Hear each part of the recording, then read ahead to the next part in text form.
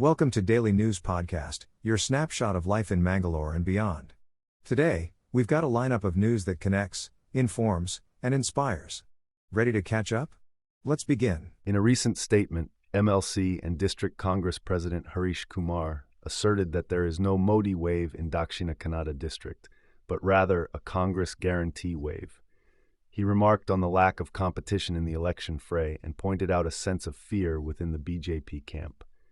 Harish Kumar criticized the desperation displayed in the Prime Minister's campaign speeches, highlighting comments on women's Mangal Sutras and questioning the priorities of the PM in addressing critical issues like the Manipur conflict and the loss of lives during the COVID pandemic.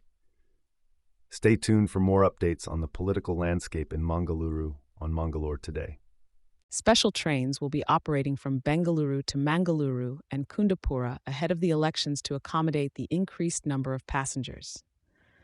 Train number 06553 will depart from Sir Emsvesvaraya Terminal in Bengaluru and arrive at Mangaluru Central, with the return journey on train number 06554. The trains will stop at various stations including Coimbatore, Kozhikode, and Payanur. Additionally, the Yeshwantpur-Kundapura special train will depart from Yeshwantpur and stop at Udupi and Mangaluru Jain to reach Kundapura. These special trains aim to make travel more convenient for passengers during this busy period. In Udupi, the police have taken action against ABVP activists for organizing a protest without permission regarding the Neha murder case in Hubballi. Despite being denied permission due to the prevailing model code of conduct, the activists went ahead with the protest, leading to a case being filed against leaders Shrivats, Ganesh, Ajit, Harshit, and others. Stay tuned for more updates on this developing story. Campaigning for the 14 Lok Sabha seats in Karnataka, set for polls on April 26th, will conclude today evening. The battle is primarily between the Congress and the BJP-JDS alliance. Prime Minister Narendra Modi, Home Minister Amit Shah, and other prominent leaders have been actively campaigning for the BJP. The Congress has leaders like M. Mallikarjun Kharge, Rahul Gandhi, and Priyanka Gandhi leading the charge. H.D. Devgat and H.D. Kumaraswamy are the key faces for the JDS.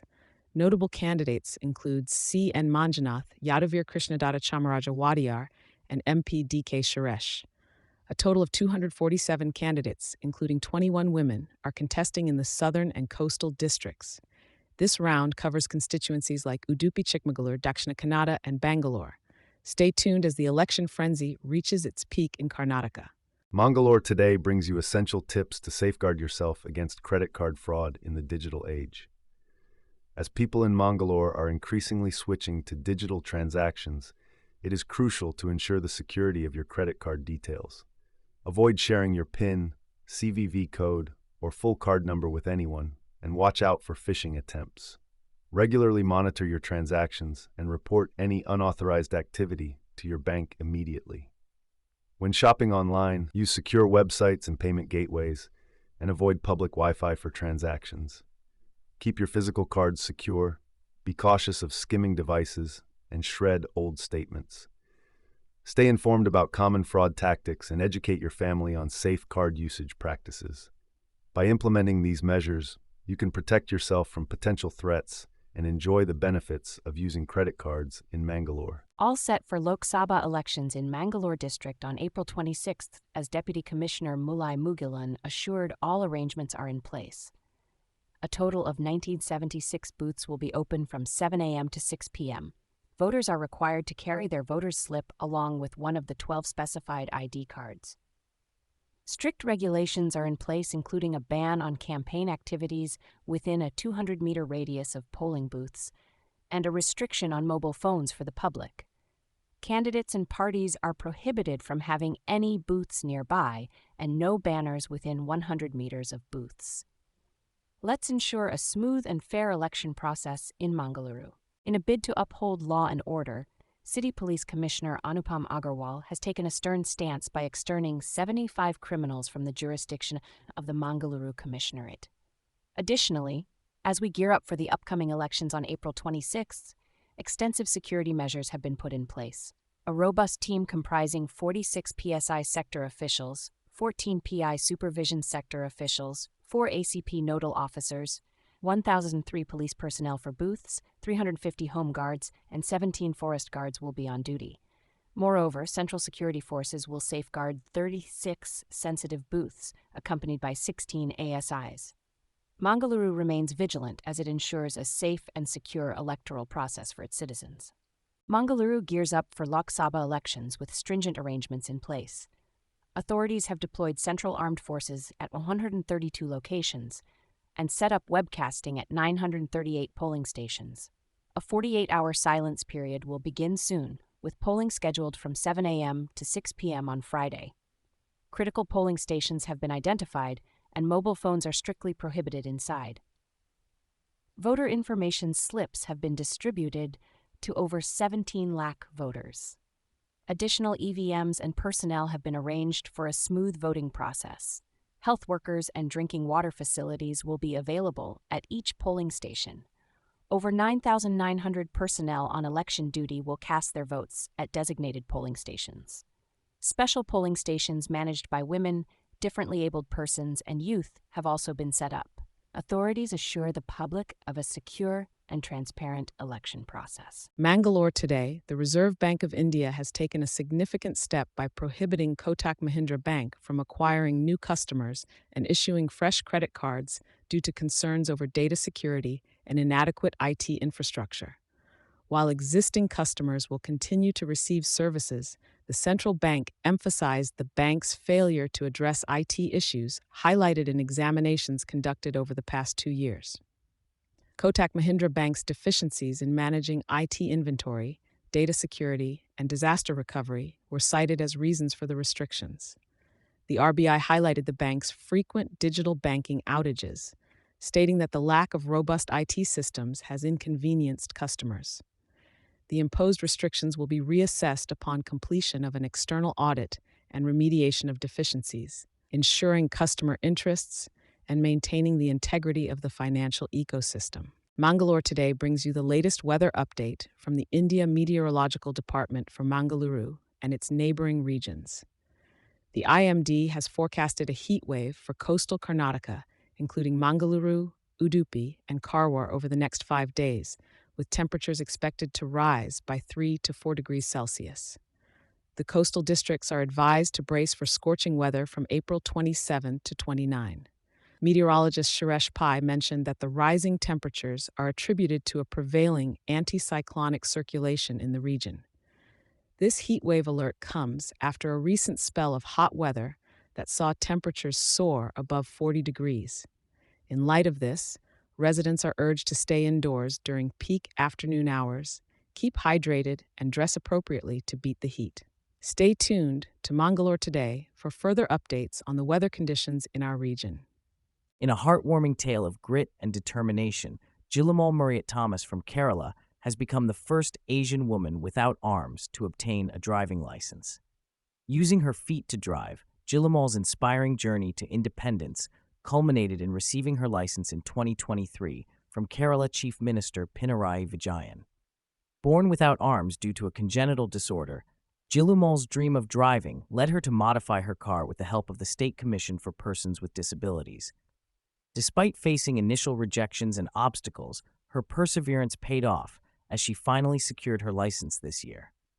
Jillamal's unwavering spirit serves as a beacon of hope and inspiration, showcasing that with determination, any obstacle can be overcome. Mangalore, April 24, 2024. The Supreme Court has reserved judgment on the petitions seeking 100% verification of electronic voting machines, EVMs, and their voter verifiable paper audit trail, VVPAT slips.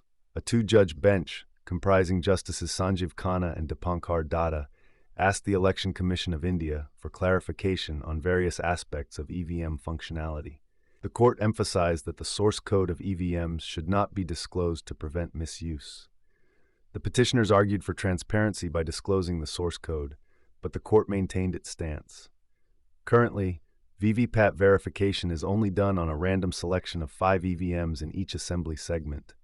The Supreme Court had earlier issued a notice to the ECI on a petition advocating for counting all VVPAT paper slips in elections, rather than just a random selection. The ECI defended the integrity of EVMs, stating that they undergo rigorous mock drills before deployment for elections. The court is seeking further clarification from the Election Commission on the functioning of EVMs and VVPATs. Prime Minister Narendra Modi recently criticized the Congress Party's economic policies, particularly targeting advisor Sam Pitroda for suggesting an inheritance tax, which has stirred controversy. PM Modi accused Congress of aiming to accumulate wealth through high taxes, preventing individuals from passing on their hard-earned assets to their children. He ridiculed the Congress Party's intentions, implying they aim to seize people's wealth, both during and after their lives. This statement comes amidst Rahul Gandhi's pledge to conduct a wealth survey if Congress secures victory in the upcoming Lok Sabha election. The remarks made by Sam Pitroda advocating for an inheritance tax have escalated tensions between the two parties. Pitroda later clarified that his statements were misinterpreted and not reflective of Congress' official manifesto for the elections. In a recent update from the Kashmir Valley, an encounter broke out between security forces and terrorists in the Renji forest area of Chintabandi village in Bandipora district. 2 army personnel sustained injuries during the exchange of fire. The operation was initiated based on intelligence regarding a terrorist hideout in the region. Helicopters have been deployed to support the ongoing security operations. Since the revocation of Article 370 in 2019, Kashmir has witnessed a decrease in violence, with a notable decline in local recruitment by militant groups and successful infiltrations. The number of active militants in the region has dropped significantly, leading to a decrease in encounters between security forces and terrorists. In a fiery response to Prime Minister Narendra Modi's accusations towards her party, Congress General Secretary Priyanka Gandhi made a bold statement on the sacrifices her family has made for the nation. During a campaign rally in Bangalore South, she highlighted the sacrifices made by her parents, including her mother Sonia Gandhi, sacrificing her Mangal Sutra for the country. Priyanka criticized Modi's comments on snatching women's jewelry, stating that women often pledge their gold for their family's well-being. She questioned Modi's understanding of women's struggles and criticized the government's actions during demonetization and the COVID-19 lockdown. Priyanka also linked Modi's remarks to the farmers' protests and the recent violence in Manipur, urging voters to assess the reality of their lives under the Modi government.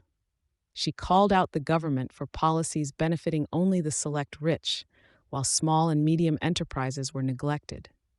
In Mangalore, today's lead story, the Supreme Court is set to issue directions on the cross-verification of votes cast through electronic voting machines, EVMs, with voter-verifiable paper audit trail, VVPAT.